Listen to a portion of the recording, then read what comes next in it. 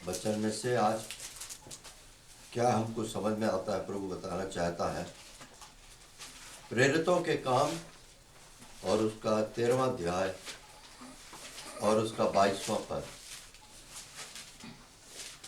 फिर उसे अलग करके दाऊद को उसका राजा बनाया, जिसके विषय में उसने ये गवाही दी, मुझे एक मनुष्य यिशै के पुत्र दाऊद मेरे मन के अनुसार, यिशै का पुत्र दाऊद मेरे मन के अनुसार मिल गया है, वही मेरी सारी इच्छा पूरी करेगा।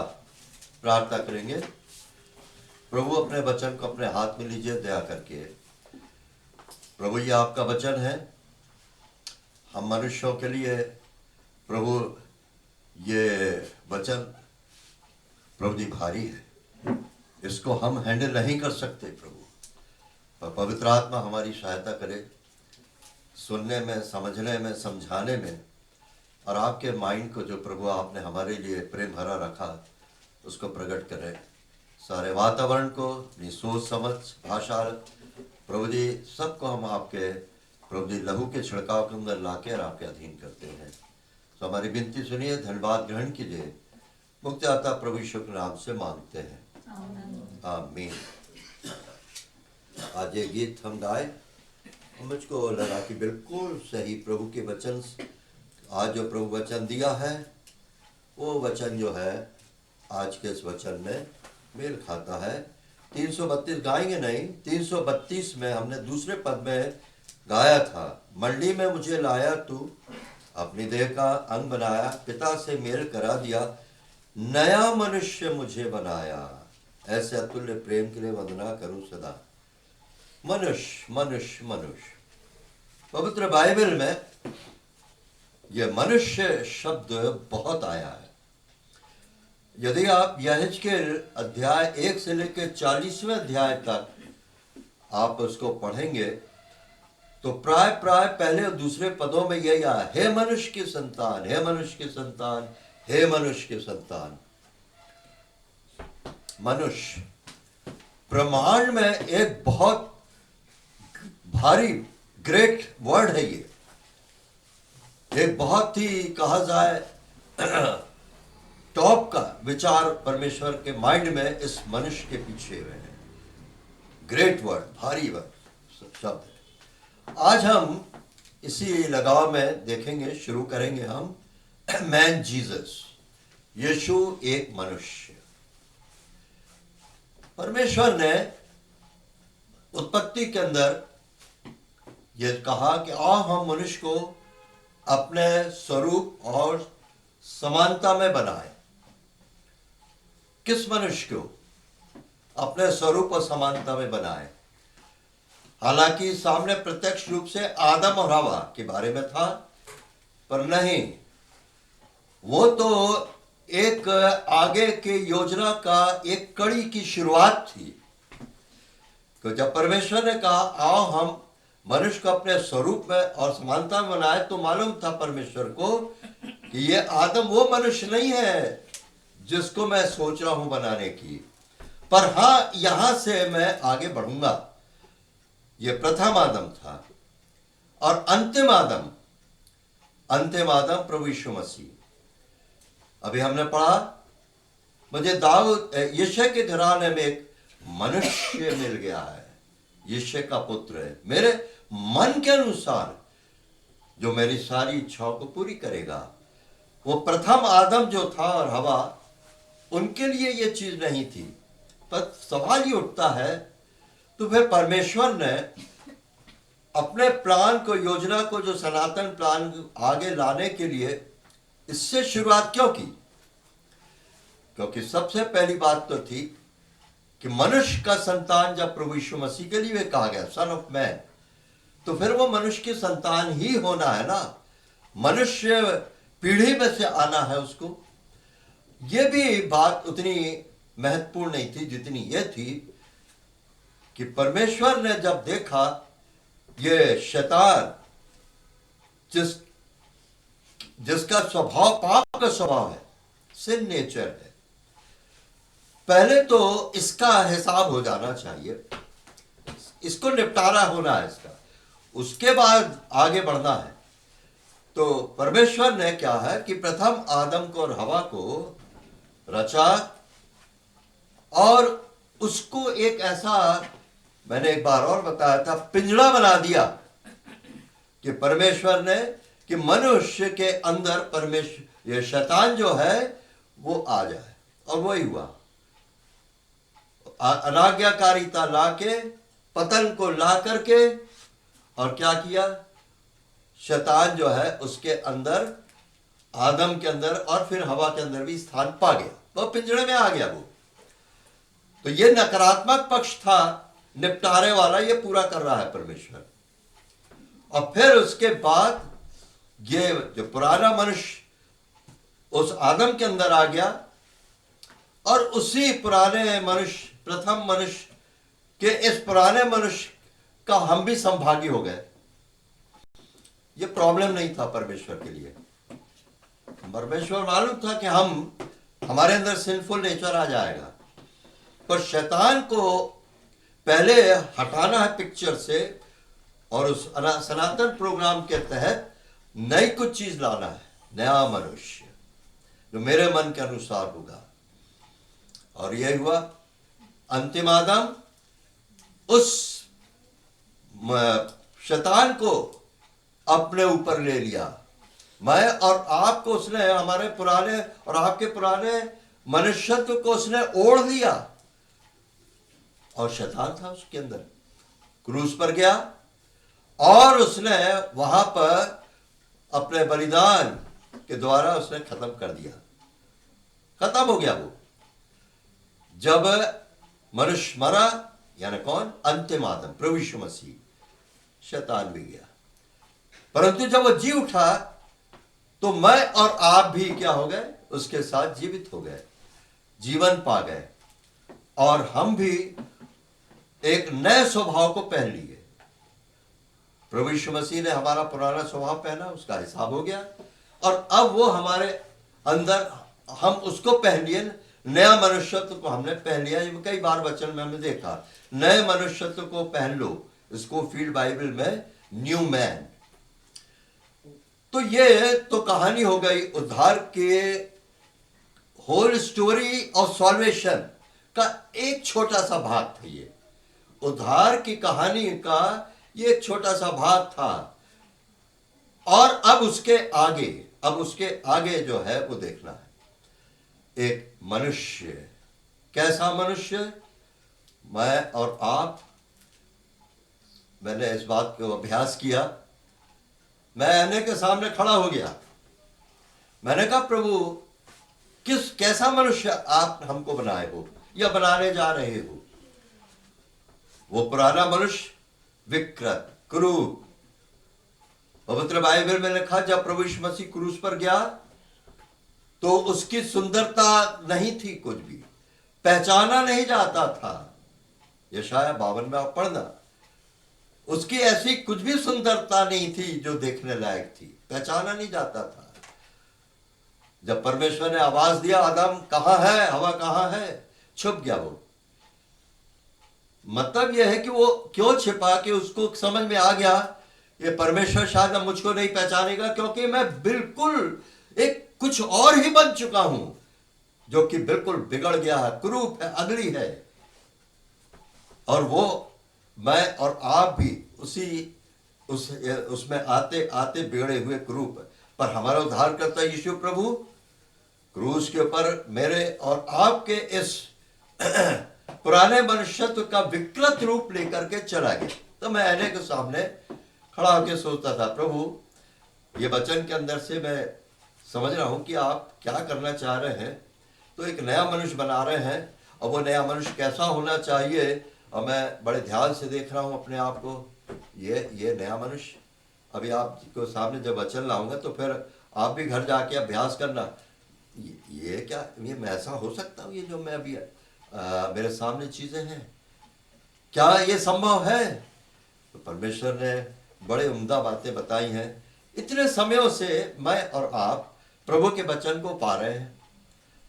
अभी हमने देखा गाने के अंदर, मंडली के अंदर नया मनुष्य हमको बनना है, मंडली के अंदर।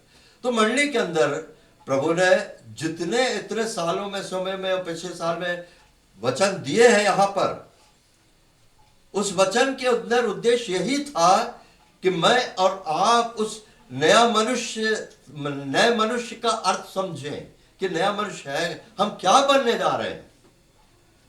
अद्भुत है।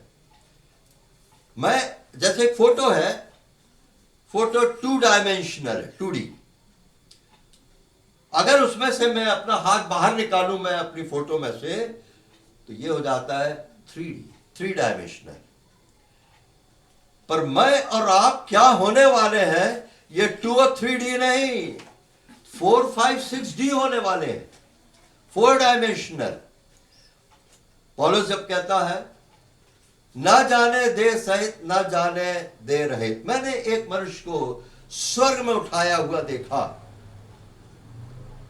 जिसका मुंह पर लाना उचित नहीं, और बातें ऐसी बातें देखी, ना जाने दे रहित ना जाने दे सहित।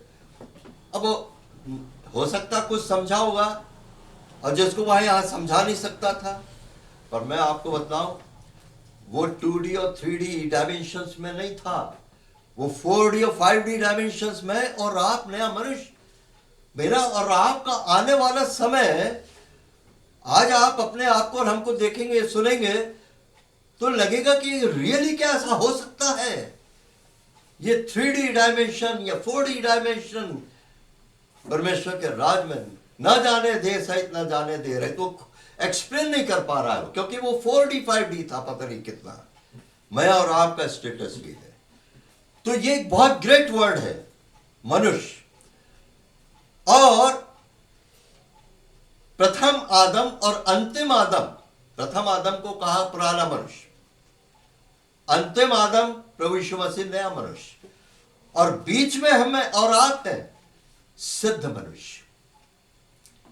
ये सिद्धता हमने कहां से हासिल की, अब मैं आपके सामने इस चीज को एक के बाद एक लाता हूं।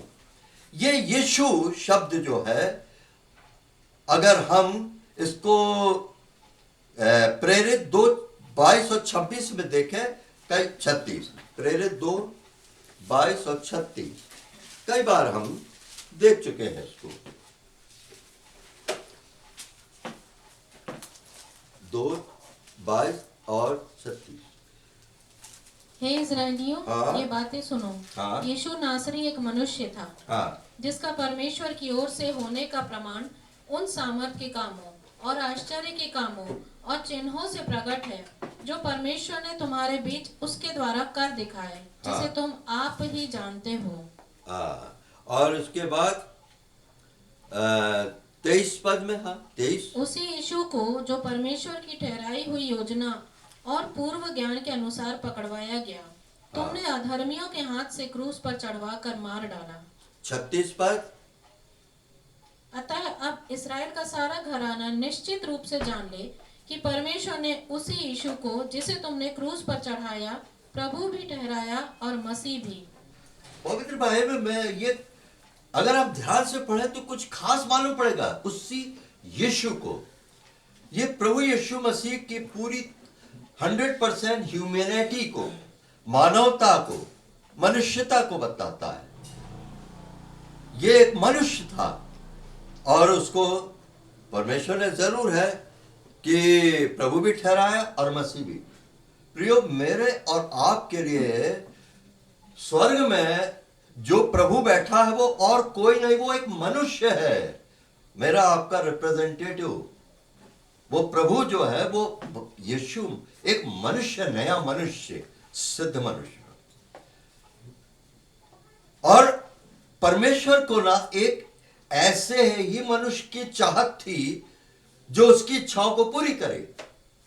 तो प्रथम आदम नहीं हो सकता था, इसलिए परमेश्वर ने देह धारण किया, यीशु नाम में आ गया, अपने दिव्यता को, परमेश्वरत्व को छोड़ करके आया, पूरी तौर से ह्यूमन बन करके आया, ह्यूमन बीइंग। यानी कई बार हमको इस पर सोचना होगा, मेडिटेट करना होगा। देहधारी हुआ, अपनी दिव्यता को छोड़ा, यीशु नाम में इस पृथ्वी पर आ गया। बाद जब वो आया तो अभी हमने पढ़ा उसने किन बातों से प्रमाण दिया। कहा गया, पतरस बोला, यीशु नासरी एक मनुष्य था जिसका परमेश्वर की ओर से होने का प्रमाण उन सामर्थ के कामों और आश्चर्य के कामों और चिन्हों से प्रकट है जो परमेश्वर ने तुम्हारे बीच में उसके द्वारा कर दिखलाए। प्रियो, प्रभु यीशु मसीह ने अपनी सामर्थ्य में परमेश्वर के लिए कुछ नहीं किया। अपनी सामर्थ्य में जो कुछ भी किया उसने पूरी तौर से 100% डिपेंडेंस जो था अपने पिता पर, उसके ऊपर किया। तो जब प्रभु यीशु मसीह ने 100% निर्भरता दिखाई पिता के ऊपर, जरा सा भी एक बिंदु भी वो पिता की इच्छा से अलग नहीं हुआ। उसने अपनी सामर्थ्य में कुछ नहीं किया और उसने अपनी दिव्यता में भी कुछ नहीं किया। क्या हुआ तो फिर कैसे किया वो? अब हम इसको समझना चाहेंगे। तो मतलब यह है कि पहले तो उसको यहां पर अपने दिव्य रूप को प्रकट नहीं करना था। परमेश्वर का जीवन जो उसके पुत्र में से फ्लो हुआ, बहा, वही हमको विशेष सोचने की बात है। वो जीवन जो उसके अंदर से, पुत्र में से फ्लो हुआ, कब हुआ? मैं आपके सामने एक बहुत अच्छा विचार पढ़ के सुनाता हूं प्रभु यीशु मसीह के बारे में। उसके लिए source of strength and power उसका पिता का जीवन था। Source of strength and power उसके पिता का जीवन था। He choose not to live as God. वो यहां पर परमेश्वर के रूप में उसने चुनाव नहीं किया जीवन जीना। He chose not to live as God, but as a man who depended completely on God the Father. पूरी तौर से जरा सा भी एक बिंदु कहीं पर भी वो अपने आप में नहीं रहा, पूरी तौर से डिपेंडेंट था। एवरी मोमेंट, अगर इसको कंफर्म करना है तो आप मेहरबानी से निकालें 4 स्थल, बिल्कुल नोट कर लें आप कि यीशु एक मानव था और उसने अपने मानवीयता में ही सब कुछ किया, आश्चर्य कर्म नहीं किया। पर क्या किया वो अभी हम देखेंगे 12 पॉइंट से करीब, छोटे छोटे। तो हम निकाले यूहन्ना 5:30, जॉन 5:30।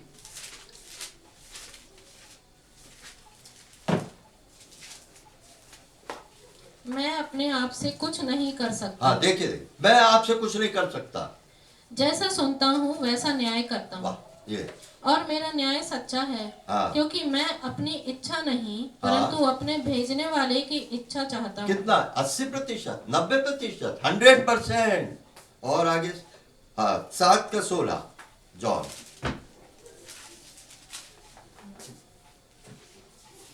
यीशु ने उन्हें उत्तर दिया, मेरा उपदेश मेरा नहीं परंतु हाँ। मेरे भेजने वाले का है। हाँ, फिर उसके बाद 8:42।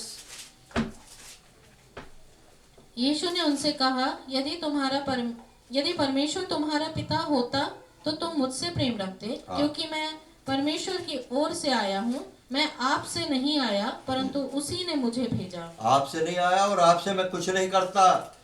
जो पिता का जीवन में पाता हूं वो जीवन करता है, मैं नहीं करता हूं। वो लाइफ है मेरे अंदर। फिर 12:49,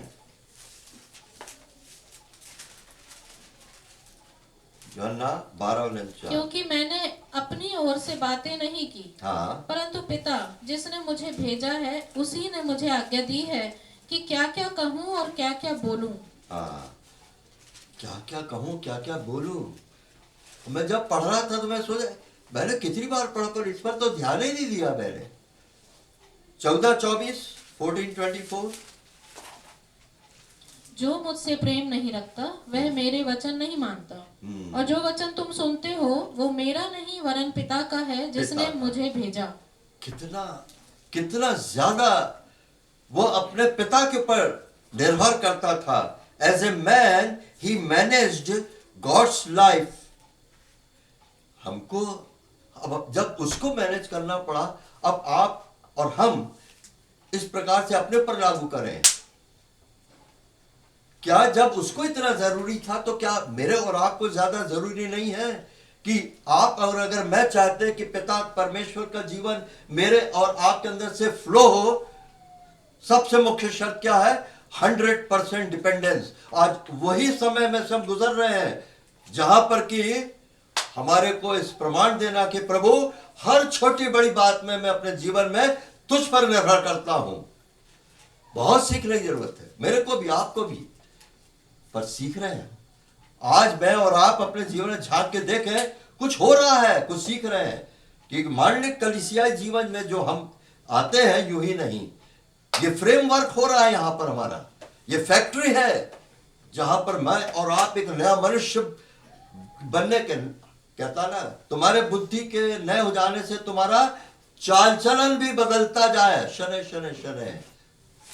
इसको हम दूसरे शब्दों में कहें सिद्धता की ओर बढ़ना, सिद्धता की ओर बढ़ देता है, चाल चलन बदलता चला जाए। बिना दिव्यता के उसने ये किया है, एवरी मोमेंट। और क्या हुआ?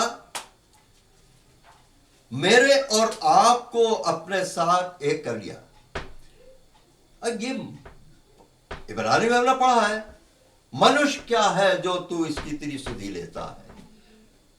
आप निकाले ये किसके लिए कहा है, जरा देखें तो। इब्रानी 2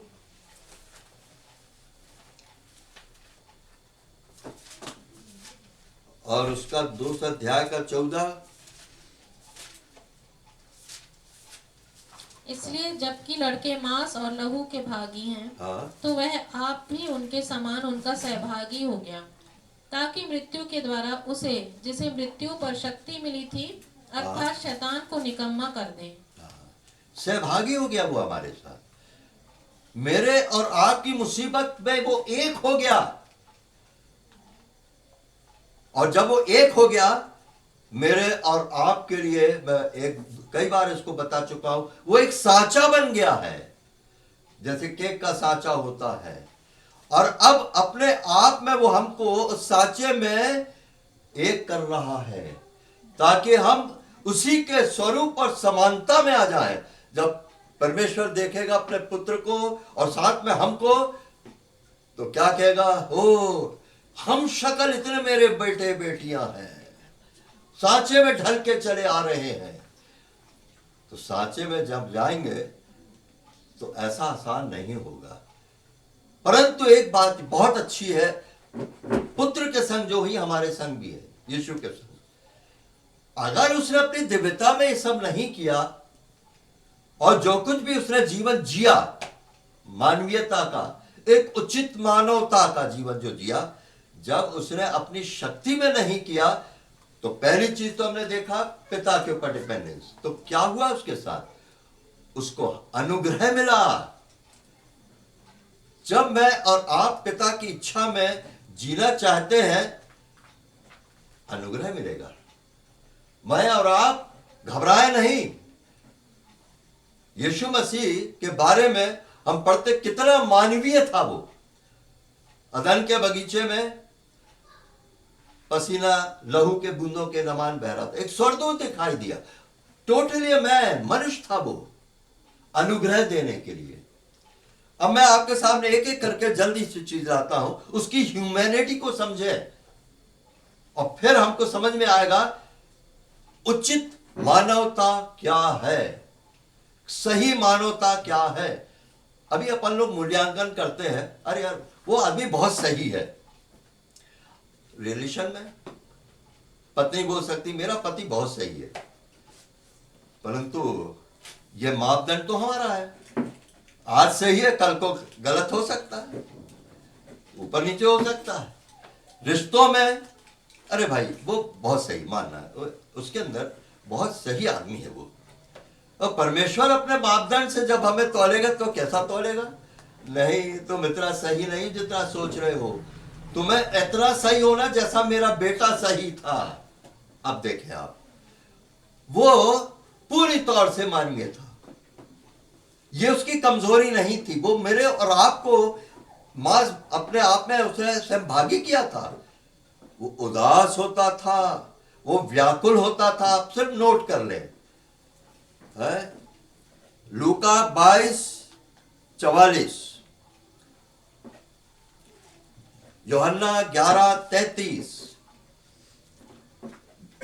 जब वो लाजर की कब्र पर पहुंचा, उदास हुआ, घबरा गया। कई बार हम सोच सकते हैं ये बात समझ में नहीं आती, अरे वो मैं और आप है उसके अंदर, मेरे और आप के लिए वो साचा बन रहा है, नहीं तो उसको क्या जरूरत थी व्याकुल होने की, परेशान होने की। और सिनलेस था वो, तो उसके खून में पाप नहीं था।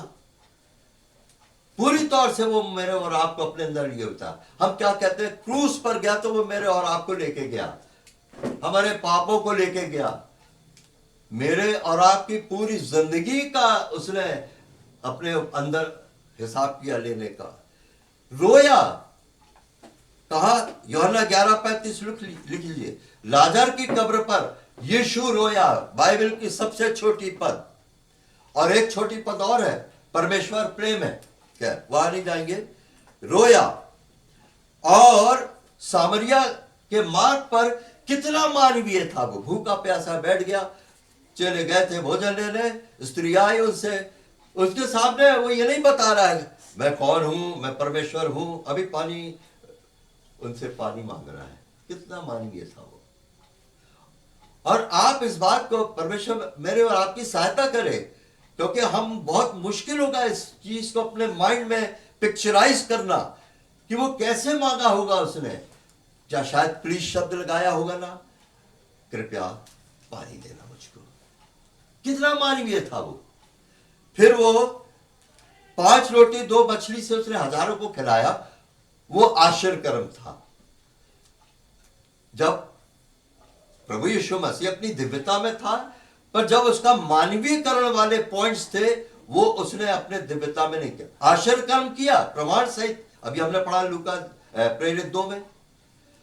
परंतु उसके बाद क्या किया उसने, पहले भी किया, पाती पाती बिठाया, जो बच गए थे टुकड़े उनको बटोरो। ये कितना मानवीय स्तर पर, नहीं तो सोच सकता मुझे क्या जरूरत, चेले कर लेंगे। बकायदा पूरा इंस्ट्रक्शन दे रहा है। गुस्सा आता था उसको, पवित्र गुस्सा आराधनालय में, उसका पवित्र गुस्सा। यहूदा के गोत्र का सिंह था ना, हंसता था, मुस्कुराता था वो। कभी आप कल्पना करेंगे यीशु मसीह मुस्कुराता होगा? हाँ बिल्कुल। अरे बच्चों के संग जब खेलता होगा, आप कल्पना करो ना, उनके संग भी दौड़ता होगा ऐसा ऐसा, बिल्कुल। और पूरी तौर से वो मानवीय था भाई। कभी कभी हम नहीं सोच पाते, सहनशील था बहुत। अरे मैं सोच नहीं सकता ये चेलों की उसने कितनी सही होगी, पर कभी नहीं पढ़ते उन्होंने उनको कुछ दबका और डांटा। एक बार पतरस को उसने झड़का, पर नहीं, धीरज से उनको सिखाता रहा। कितना उबड़ खाबड़ थे अपने व्यवहार में, अमानवीय थे, मानवीय चरित्र था ही नहीं उनके अंदर, क्योंकि सब अनपढ़ क्या क्या थे। अच्छा, फिर उसके बाद वो पापियों का मित्र कहलाया, उनके संग खाना पीना, खाता पीता था। तो क्या कुछ स्पेशल अपने आप को पिक्चराइज करता था सबके सामने? कई बार ऐसा होता है, अनजाने में, जानबूझकर, घमंड से भी नहीं, यार लोग क्या कहेंगे, मुझको ऐसा नहीं करना चाहिए, मुझको ऐसा नहीं करना चाहिए। कई बार विश्वासी ऐसे हैं जो अपने परिवार के जनों की मृत्यु में रोए नहीं, आंसू नहीं बहाए। नहीं नहीं नहीं, हमको आंसू नहीं बहाना चाहिए। नहीं भाई, ये क्या कर रहे हो तुम? मानवीय, अब ये एकदम तुम इतने आत्मिकता के उसको स्तर को ला रहे हो।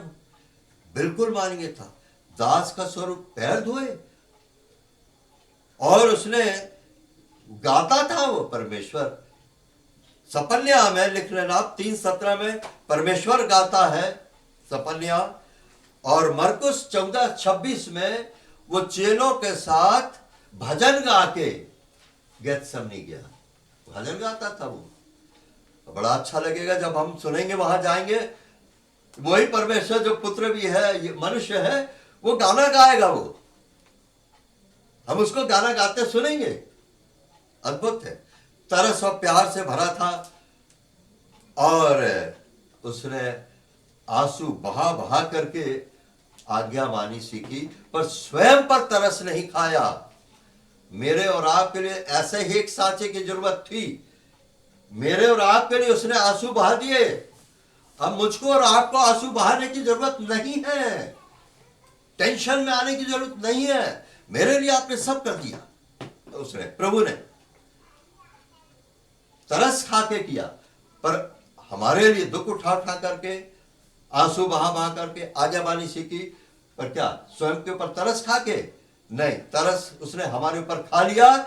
अब मुझको और आपको ना आंसू बहाना है, ना अपने ऊपर तरस खाना है। अगर मैंने और आपने तरस खाया अपने ऊपर, क्या बोलेंगे हम शैतान के सामने? हमारा पिता इतना गरीब अनाथ, हम अनाथ हैं, वो नहीं संभाल सकता, उसके पास ताकत नहीं हमारे को संभालने की। हमारी परिस्थितियों को देख रहा है, क्या क्या हम परिस्थितियों में गुजर रहे, कुछ नहीं हो रहा, पर अनाथ है, हमारा परमेश्वर बहुत कमजोर है।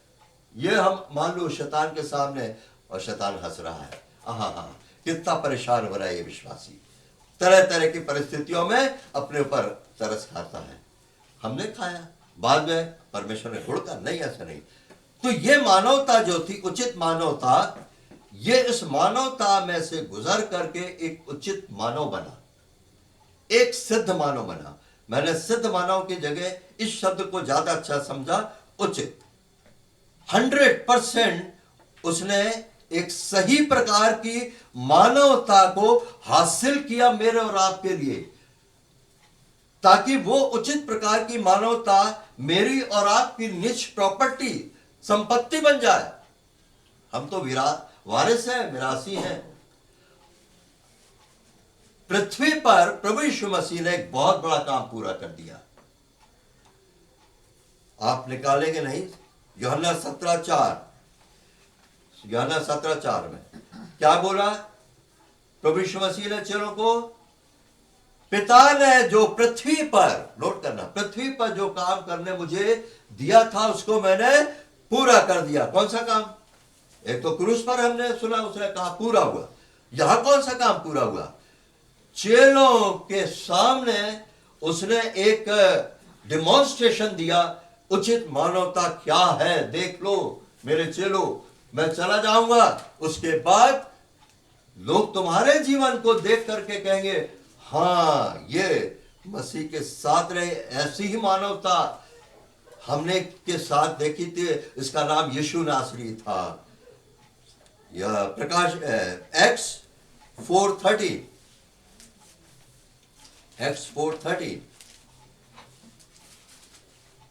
जब उन्होंने पतरस और यूहन्ना का साहस देखा, हाँ। और ये जाना कि ये अनपढ़ और साधारण मनुष्य हैं, तो आश्चर्य किया। फिर उनको पहचाना कि ये यीशु के साथ रहे हैं। उनने पहचाना ये यीशु।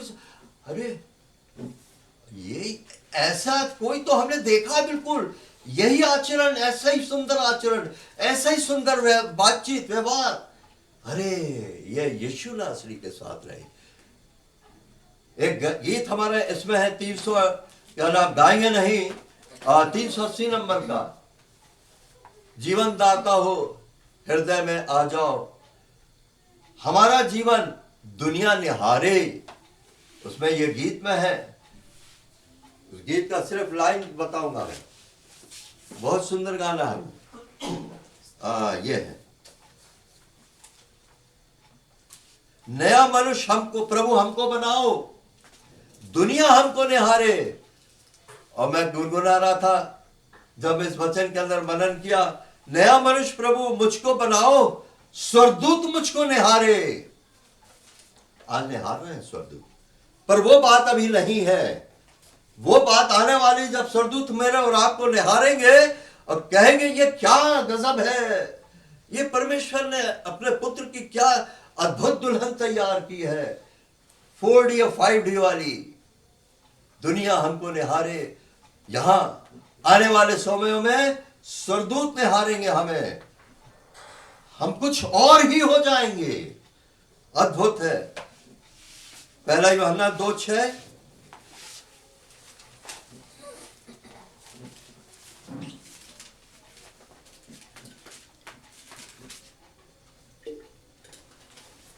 जो कोई यह कहता है कि मैं उसमें बना रहता हूँ, उसे चाहिए कि आप भी वैसा ही चले जैसा वह चलता था। जैसा वह चलता था। यदि कोई चाहता है उसमें बना नहीं रहता तो फिर नहीं होगा। अगर बना रहता कहता है तो फिर उसके अंदर से यीशु का स्वभाव प्रकट होना चाहिए। फिलिप्पी 2:5 में हम पढ़ चुके हैं कई बार, फिलिप्पी 2:5 निकालना नहीं है। यीशु का स्वभाव हमारे अंदर दिखना चाहिए, दुनिया के अंदर दिखना चाहिए। पहला शमूएल 10 अध्याय और 6 पद, 15, 12, 24। राजीव ने ये वचन में जब बता रहे थे वो, तो ये पद के ऊपर मेरा ध्यान गया। अरे मैंने कहा गजब की पद मिली है, हालांकि कई बार पढ़ा होगा। 15, 12, 24 का वचन मैं पढ़ रहा था राजीव का। हाँ देखें। तब यहोवा का आत्मा तुझ पर बल से उतरेगा और तू उनके साथ होकर नबूवत करने लगेगा, शाऊल के लिए कहा जा रहा है, और तू परिवर्तित होकर और ही मनुष्य हो कुछ जाएगा। और ही मनुष्य हो जाएगा। अरे प्रियो, मेरे और आपके लिए हम कुछ और ही हो जाने वाले हैं, जो कि समझ वर्णन से बाहर होंगे। हम खुद अगर वहां कहीं आना होगा तो हम कहेंगे क्या प्रभु, क्या बन गया मैं ये। आज तो मैं आने के सामने खड़ा होता हूं तो मैं इस वचन के आईने में देखता हूं, प्रभु मेरे को तो विश्वास ही नहीं हो रहा कि ये बातें मेरे साथ पूरी होंगी क्या। पहला यूहन्ना 3:2, पहला यूहन्ना 3:2।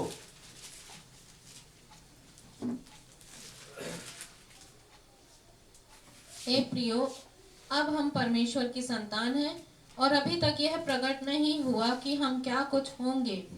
इतना जानते हैं कि जब वह प्रकट होगा तो हम उसके समान होंगे, क्योंकि उसको वैसा ही देखेंगे जैसा वह है। क्या कुछ होंगे। अरे आप बार बार उसको, बस ये 3 शब्द, क्या कुछ होंगे हम। भाई और आप क्या बनने जा रहे हैं भाई।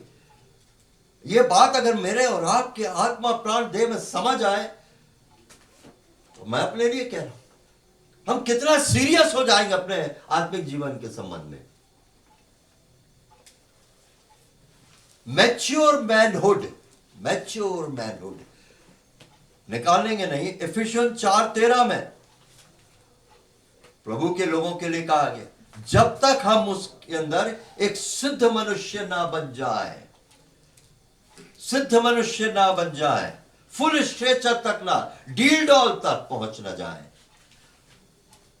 अब उसको कल्पना करो आप कैसे होंगे हम, डील डॉल तक, फुल स्ट्रेचर में यहां पर होगा। और इसका रिफ्लेक्शन हमारे हर दिन के जीवन में, व्यक्तिगत, पारिवारिक, मांडलिक और फिर संसार के अंदर हमको पता चलेगा, दूसरों को भी देखेगा, पता चलेगा। अब मैं आपको बताऊं, प्रभु यीशु मसीह ने एक उचित मानवता प्रकट किया। अब मैं अगर पति के लिए बोलूं तो आप कहो कि प्रभु यीशु मसीह के लिए कैसे लागू होता है। व्यवस्था के बारे में जब पौलुस कहता है कि वो एक पति के रूप में है और विश्वासी जो है वो उसका वो पति है, पर बड़ी दुख उठा रही है वो, क्योंकि वो व्यवस्था स्टर्न है, कठोर है सही। परमेश्वर ने जो व्यवस्था दी सही है। तो अब अगर पत्नी दुख से भर गई तो क्या सुसाइड कर ले? नहीं। या तो फिर वो पति मर जाए? नहीं हो सकता, वो तो परमेश्वर की व्यवस्था है। तो फिर यही हो सकता है कि पत्नी मर जाए, और वही तो मेरे और आपके साथ हुआ। यीशु मसीह में हम मर गए और जब हम जी उठे तो हमको एक ऐसा पति मिला जो कि पत्नी के साथ वही चाहता है जो व्यवस्था चाहती थी। वो गलत नहीं थी। और उस समय अगर मैं और आप व्यवस्था पालते होते, मानते होते, बहुत कठिन होता। यह हम सब कई बार सुन चुके हैं। परंतु आज के समय में हमारे लिए तो कितना व्यवस्था का पालन करना मुश्किल होता है। परंतु एक बिंदु नहीं टल रहा है व्यवस्था का मेरे और आपके जीवन में। तो अब ये जो साचा जो प्रभु यीशु मसीह बना हुआ है, मेरे और आपके अंदर एक ऐसा पति बन गया है जो मेरे और आपको आदेश देता है, ये करो, वो करो, ये सही है, ये ठीक है, ये नहीं करो। पर उसके साथ ही साथ वो खुद भी हाथ बटाता है। वो ऐसा एक पति नहीं, करो तुम, सुनो नजीक थोड़ा सा तुम भी तो सहायता कर दो, नहीं ये तुम्हारा काम है, मैं नहीं कर सकता। ये है उचित मानवता नहीं है। उचित मानवता पति को अपने पत्नी, और फिर दोनों पक्षी है, पत्नी का भी पति का साथ एक उचित मानवता। और ये उचित मानवता का एक आधार और है अगापे प्रेम, जो परमेश्वर ने हमसे किया, और आपस में हमारे ये अगापे प्रेम जो हमारे अंदर हमको सामर्थ्य देता है कि हम अपने संबंधों में उचित मानवता को प्रदर्शित कर सके। पत्नी को लगे नहीं कि पति मेरे ऊपर डिक्टेट कर रहा है, और पति को लगे नहीं कि पत्नी मेरी अधीनता में नहीं आ रही है। अगापे प्रेम होगा तो ये अधीनता और ये क्या नाम डिक्टेट करना, ये सवाल ही नहीं उठेगा।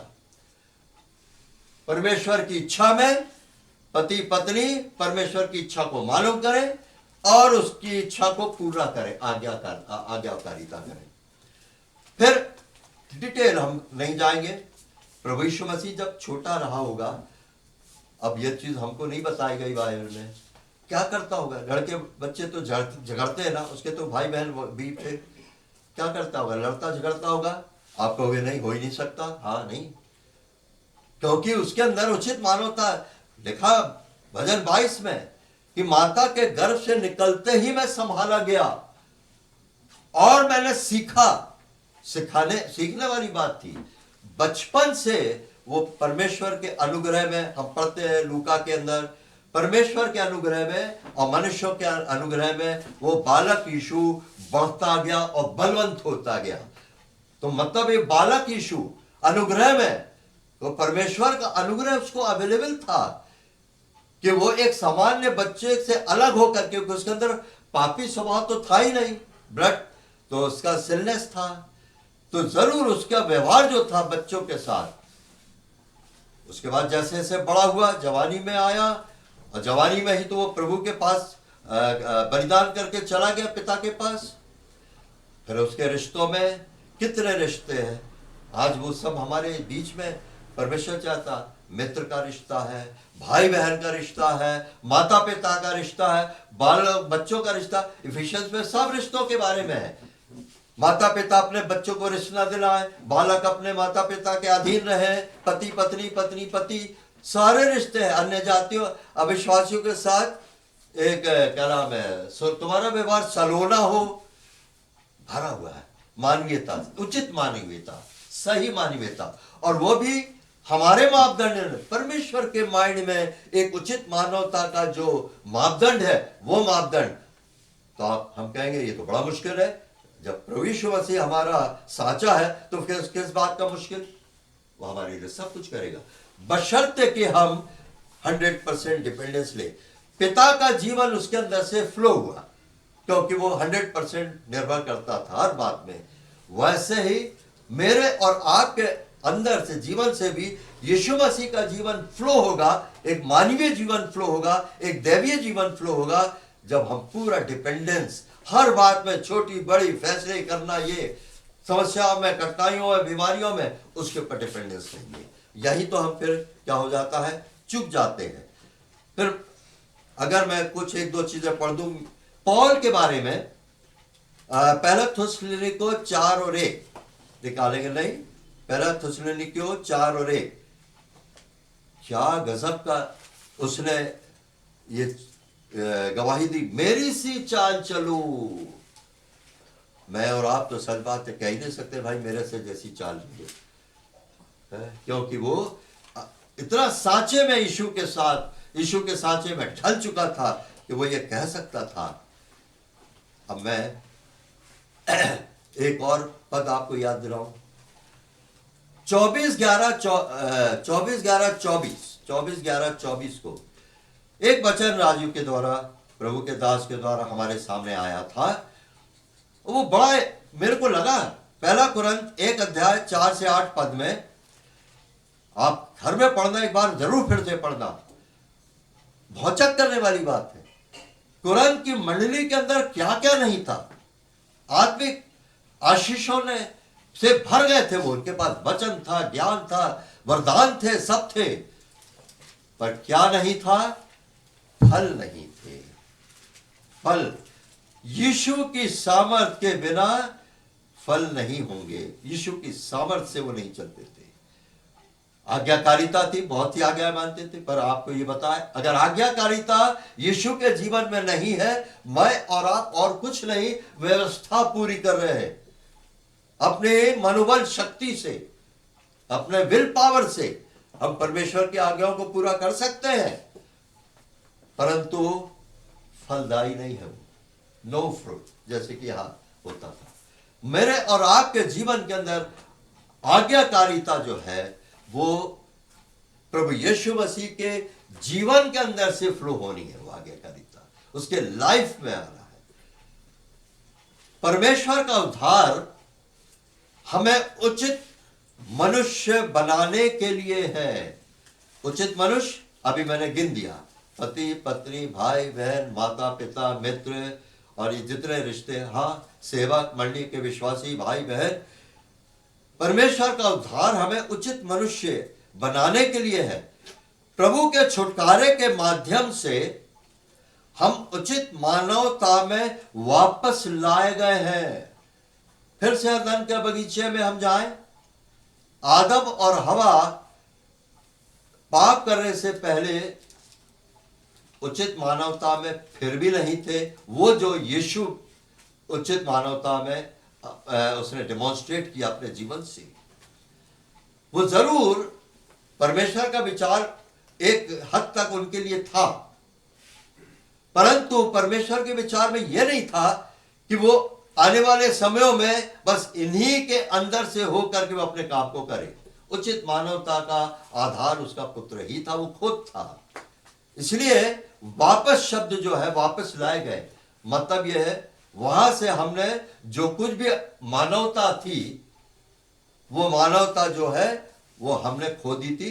वो प्लस प्लस आगे वो जो आदम और हवा के साथ परमेश्वर नहीं कर सकता था या नहीं किया, वो अपने पुत्र में आके एडवांस, तो हम वापस लाए गए, प्लस वापस ला करके हम और ऐड किए गए उसमें, उचित मानवता में। परमेश्वर की चाहत एक मनुष्य को पाने की थी। यीशु आज स्वर्गों में, प्रभु यीशु जो परमेश्वर है, अभी भी एक मनुष्य है, उचित मानवता वाला मनुष्य है।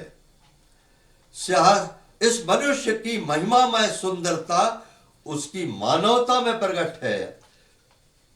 बहुत इंपॉर्टेंट पॉइंट, सियोन जो परम सुंदर है, इससे एक चीज समझ में आती है, यीशु के स्वभाव की सुंदरता, मानव स्वभाव की सुंदरता, जिसको हम बयान नहीं कर सकते, अभी हम समझ नहीं सकते। तो यीशु की महिमा में, जो मानव यीशु की महिमा में सुंदरता उसकी मानवता में प्रकट हो रही है। प्रभु चाहता यहां प्रकट हो, आने वाले समय में प्रकट हो। मनुष्य जो है वो नया मनुष्य या सिद्ध मनुष्य, वो परमेश्वर को अभिव्यक्त करता है, प्रकट करता है, और वो उस मनुष्य में हम भी हैं। इफिशियंस में हम पढ़ते हैं। और ये मनुष्य क्या करने जा रहा है? ये मनुष्य जो है परमेश्वर को अभिव्यक्त करता है, शत्रु को हराता है, हरा रहा है और हराएगा, और राज्य को, परमेश्वर के राज्य को मानव पीढ़ी में लेके आएगा। स्वर्ग के अंदर मानवता की बात है, वहां पर एक सिद्ध मानवता, और यह मानव जो सिद्ध मानव है सिंहासनों पर बैठेंगे, और वहां पर दो कैटेगरी जरूर होंगे, एक तो स्वर्ग का राज्य और एक परमेश्वर का राज्य। आप अंतर समझना, स्वर्ग का राज्य क्या है? यह उद्धार का मामला है। जब हम उद्धार पाते हैं, हम स्वर्ग में प्रवेश कर लिए, पर परमेश्वर के राज्य में प्रवेश करना जो स्वर्ग में ही है, आचरण का मामला है, कंडक्ट एंड बिहेवियर। और जब कंडक्ट और बिहेवियर की बात आती है तो मानवता, उचित मानवता की बात आती है। हमारा व्यवहार और कंडक्ट जो आचरण, वो किससे संबंधित है? अरे भाई तुम्हारा आचरण बहुत अच्छा है, इसका आचरण ठीक नहीं, इसका व्यवहार ठीक नहीं है। तो परमेश्वर के राज्य के अंदर मेरे और आपका कंडक्ट जो है और बिहेवियर है, जो कि पूरी तौर से मानवता से सराबोर होगा, सैचुरेट होगा, ऐसा मनुष्य अनंत काल तक राज्य करने जा रहा है। अनंत काल तक राज्य करेगा मनुष्य। अब आप इस वचन को अपने दिमाग में भर के लेके जाइए, मैं और आप हैं क्या। और आज हम अपने वर्तमान में अपने आप को देख रहे हैं दुर्दशा, दुर्गति मत देखो। वो दुर्दशा, दुर्गति इतनी नहीं होने वाली कि जिसमें हम क्या बिल्कुल हो गया खत्म, परीक्षा से बाहर, वो सहने से बाहर परीक्षा में नहीं डालेगा। परखे परीक्षा में जाएंगे, परंतु उसके साथ साथ वो इंतजाम करेगा। इसलिए मेरे और आपको सोचना, देखना है, मैं और आप किस हाइट पर जाने वाले हैं। भूल जाइए यहां पर की तमाम बिगड़ी परिस्थितियां जो कि जिसमें कि हम ऐसा लग रहा है तब गए, अब गए, तब गए। बीमारी में, दुख तकलीफ में, संसार के जीवन में हाहाकार मचा हुआ है। बुरा समय तो इससे बुरा आने वाला, तो क्या हम डर जाएं? हम प्रभु के लोग हैं। God loves you so much, सुनिए, God loves you so much that he will use pain if necessary to bring you into a dependent relationship with him. फिर से पढ़ता हूं, God loves you so much, ये परमेश्वर का बहुत अधिक प्यार है। क्या? That he will use pain and sufferings to bring you into a dependent relationship with him. मेरे और आपके जीवन के अंदर भौतिक परिमंडल में और जितना सब गुजर रहा है, आप ये मान के चले ये सब परमेश्वर के प्राण में है और परमेश्वर का डिजाइन है ये कि हम उसके ऊपर डिपेंड करना सीखें। मेरे और आपके जीवन में ये सब उठापटक ना हो, कुछ हम नहीं सीखेंगे। इसलिए परमेश्वर का प्रेम है, मेरे प्यारे बच्चों, मैं बहुत प्यार करता हूं तुमसे, परंतु कहता ना वो किसी को मन से दुख देता है ना दबाता है, देखा वचन में। तो मेरे बच्चों, तुमको मैं तो इस दुख और संकट और परिस्थितियों में से लेके जाऊंगा, तभी तुम सीखोगे मेरे ऊपर निर्भर करना। इसलिए लंबे टाइम तक भी अगर कोई चीज जा रही है, आप मान के चलो कि परमेश्वर का प्रेम है जो मुझको सिखा रहा है कि मैं उसके ऊपर निर्भर करूं, उसके ऊपर निर्भर करूं। मूसा है उदाहरण, यूसुफ है उदाहरण। शिकंजे में यूसुफ के लिए लिखा, परमेश्वर उसको कसता रहा, पर कब तक? हमेशा नहीं। एक समय आया, परमेश्वर का पर्पस पूरा हुआ, प्रधानमंत्री बना दिया। मेरे और आपके जीवन के अंदर भी कोई परिस्थिति है, अगर चल रही है, चलने दीजिए। हम लोग प्रार्थना करते हैं, मेरे मिसेज कई परिस्थितियों के लिए, प्रभु हम आपसे ये नहीं कहेंगे कि आप अधूरे में, हम तो कहेंगे प्रभु अब बहुत हो गया, अब नहीं हो सकता, अब नहीं हो गया प्रभु, तो प्रभु पर हम नहीं कहेंगे। अगर आपका समय नियत हमारे लिए इन बातों के लिए आ गया है तो करिए, नहीं तो नहीं करिए। जब आपका समय पूरा हो जाए हमारे पक्ष में, हमारे लिए, हमारे जीवन में जो आप करना चाहते थे, यदि आपका वो विचार पूरा हो जाए तो वैसे ही अपने आप अलग हो जाएगा वो। तो जब परमेश्वर का पत्ता पूरा हो गया तो काहे को उस परिस्थिति भट्टी की आग में से हमें जाने की जरूरत है? एक टाइम है, देयर इज एन एंड। परंतु ये है, शिकंजे में कहां तक कसे जाएंगे ये हम नहीं कह सकते, पर कस रहा है, परमेश्वर के हाथ में शिकंजा है। अय्यूब के लिए भी हमने ये देखा, आएगा समय, अंत एक समय आएगा जबकि हम देखेंगे कि वो शिकंजा दूर हो गया, हम प्रधानमंत्री बन गए। मूसा क्या बन गया भाई, वो भी। तो ये हमारे लिए एक समय है, इस समय को हम धन्य समय माने, धन्यवाद दें। प्रभु मैं अपनी सारी परिस्थितियों के लिए धन्यवाद देता हूं। धन्यवाद देना सीखिए। जितना आप धन्यवाद देंगे, आप आसान करेंगे, आपकी परिस्थितियां जल्दी खत्म होंगी। आपका वो समय बढ़ क्यों रहा है? वॉचमैन भाई लिखते हैं, इसलिए बढ़ रहा है क्योंकि आप बढ़ा रहे हो। अरे आज आपने धन्यवाद देना सीख लिया, स्तुति आराधना कर दिया, सीखना, तो परिस्थितियां आपके नीचे होंगी, आप उसके ऊपर होंगे। और अब आप प्रार्थना करो, प्रभु मेरे संग ये हो रहा, दया करके ऐसा करिए वैसा करिए, तो आप समस्या आपके ऊपर होंगे, आप नीचे होंगे। अब आप समझ लीजिए भला भला क्या है मेरे और आपके लिए। हम तो धन्यवाद देते, प्रभु धन्यवाद हो। और हम नहीं कहेंगे समय से पहले, हम में से हर एक के जीवन में कोई जो परिस्थिति चल रही है, समय से पहले दूर हो जाए।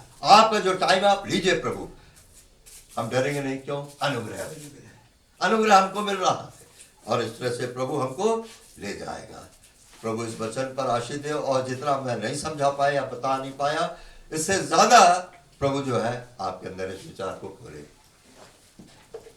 हम लोग एक गीत गाएंगे, गीत नंबर 461, मोटी पुस्तक में से 461, उसका 4 और 6 और 7 पद गाएंगे। 4, 6 और 7।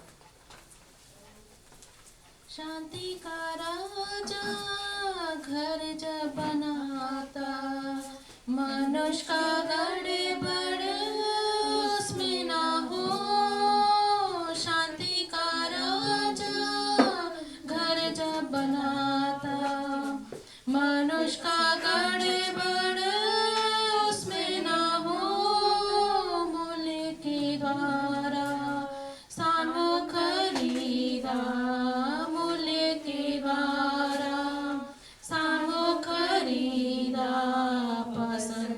उसने खुद ही किया। प्रभु की महिमा प्रभु के घर को भर दिया, वो भर दिया। प्रभु यीशु सिंहासन आरूढ़, शैतान को पांव तले कर दिया। प्रभु यीशु सिंहासन आरूढ़, शैतान को पांव तले कर दिया।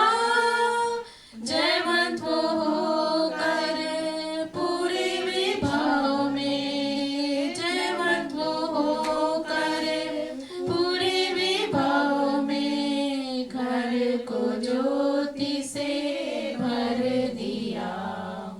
प्रभु की महिमा प्रभु के घर को भर दिया, वो भर दिया। घर जब उसका बन जाता है, आग ऊपर से गिरती है। घर जब उसका बन जाता है, आग ऊपर से गिरती है।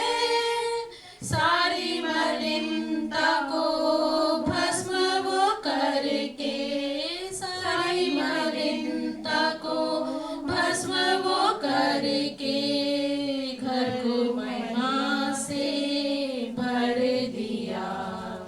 प्रभु की महिमा प्रभु के घर को भर दिया, वो भर दिया। आइए हम प्रार्थना के साथ समाप्त करेंगे। प्रभु जी, हम धन्यवाद देते हैं सुंदर समय के लिए। एक और बार हमारे जीवन में प्रभु आपने सहायता करी, इन वचनों को हम सुन सके। जिस प्रकार प्रभु हम सुन रहे थे आपके उस अद्भुत काम, किस प्रकार प्रभु जी आप परमेश्वर पिता पे डिपेंड रहे, और किस प्रकार प्रभु जी हर बात में आपने पिता की इच्छा को पूरा किया। जो पिता को करते देखा वो किया।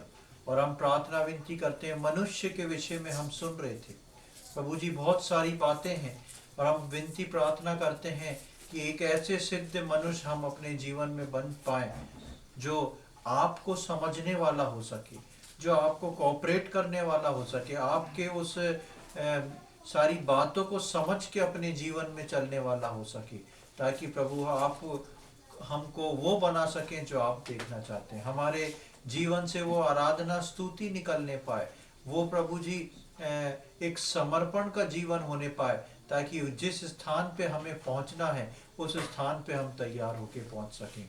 हम प्रार्थना विनती करते हैं प्रभु, हम में से प्रत्येक को आप तैयार करें, सहायता करें कि हम ऐसे जीवन को जी सकें। हमारे जीवनों में यदि कमी घटियां हैं प्रभु जी, तो उस कमी घटी को आप दूर करें, उस डर भय को दूर करें प्रभु, और आपके ऊपर प्रभु निर्भरता हमारी बढ़ती जाए, और हर रोज प्रभु हम जैसा आप हैं वैसा बनने की कोशिश करें, ऐसी हमारी विनती प्रार्थना है। हम धन्यवाद देते हैं जितने जनों ने आज वचन सुना है, ये वचन हम सबके जीवन में देहधारी हो और आपके लिए हम फल लाने वाले विश्वासी हो सकें, ऐसी हमारी प्रार्थना है। अपने प्रार्थना को सुना उसके लिए धन्यवाद देते हैं। ये सारी बातें अपने उद्धार करता प्रभु यीशु मसीह के पवित्र और मीठे नाम से मांगते हैं, आमीन। अब हमारे परमेश्वर पिता का प्रेम, प्रभु यीशु मसीह का अनुग्रह और पवित्र आत्मा की सहभागिता अब से लेकर प्रभु यीशु मसीह के दूसरे आगमन तक हम में से प्रत्येक पर होती रहे, आमीन। आप सबको जय मसीह। जय मसीह की।